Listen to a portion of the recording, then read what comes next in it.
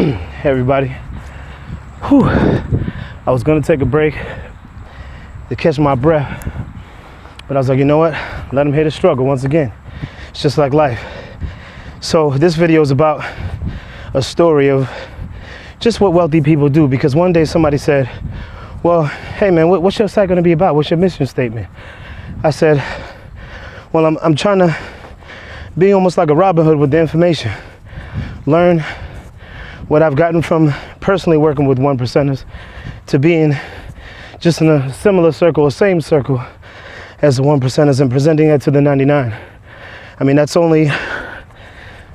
basically what they have over us is knowledge and legacy and other things that come along with capitalism and history, but that's another lesson. So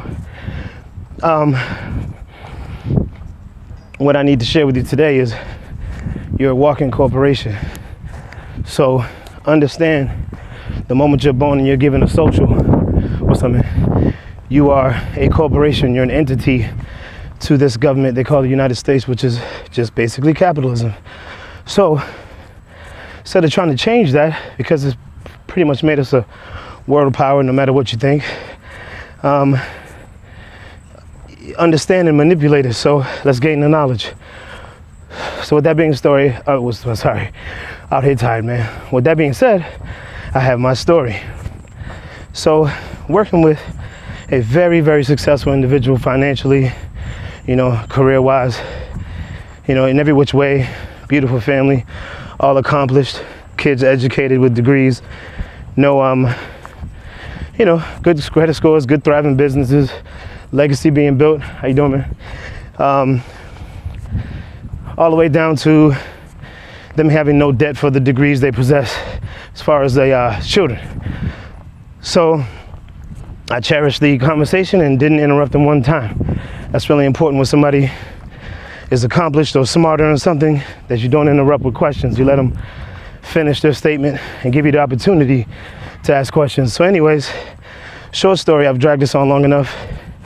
It's a story about when you're ready to make a big purchase or a certain type of purchase. So I won't say the brand, but bought a very expensive car that he could well afford, and it just came out.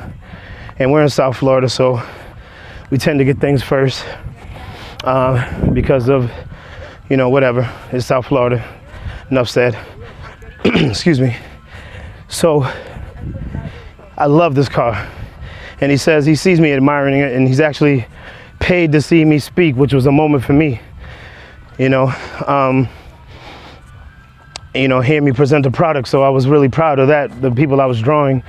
So that meant that I was doing my thing. I was doing my job properly.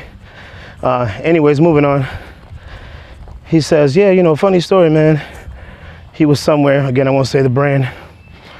People were admiring it, the vehicle and so forth. And a conversation came up about, in the middle of everyone admiring him for the vehicle, because again, over $250,000 for the car, brand new. It just came out. The one person walking up, the quote unquote hater, was like, wow, you got a little crowd here. I mean, real angry, didn't even know him. Got a little crowd here, and you could have did so much more with that money instead of drawing a crowd to look at your car, and he smoothly says, ma'am, I'm looking at your vehicle, and no disrespect like the disrespect you've given me, because you don't know me from anything. I'm looking at your vehicle thinking to myself, like the average struggling person out there, your car probably represents half of your family's income. So you made that decision for your family, your quote unquote corporation, and you made that bad business decision. Maybe you could have purchased better, because if you're typical, which is just the average situation, you probably spent half or more of your income on that car. I know you probably did it with good intentions, but you should have probably done better with that. Me, ma'am, don't worry about me. She interrupts him. Well, your shades are probably $500. He said, actually, they're $800 if you must know. Back to the car, that represents 3% of my income. Now, as he smoothly walks off, I'm thinking to myself, wow, is that something that is so impactful? It's just, I mean, really think about what I said. He decided he not only did he have that ready to go because it was his life, but more importantly, he knew the numbers. So when you get into an industry, you're supposed to, you know, you're really supposed to learn your industry, understand what's going on. So why don't we do that for life? We're walking entities, so start learning money, start, you know, understanding what we're doing here in a capitalistic country, because unless you move, you're not going to change it. So as this older gentleman's about to do pull-ups, that's inspiring me to stop and do them too. So having a better understanding of what's going on that you can't change to be able to manipulate what we're doing is basically the lesson. So that's a lesson from a 1% of people. Take it and run with it, understand it. Look on my website, www.financialfreedom411, and search the 53020, because it all begins there, people. It all begins there. So that's your story of motivation. I got to do these pull-ups and run the rest of the way. That half a mile that's left, all the way around that trail. As you can see, it goes on the other side of the pond to the point where you can't even see, you know. So it's the third mile, so I'm 2.5 miles in. But I had to share that with you while I was motivated to do so. I didn't want to wait till I caught my breath. You know, I think you should hear the struggle, much like in life. You know, there's the middle of the struggle.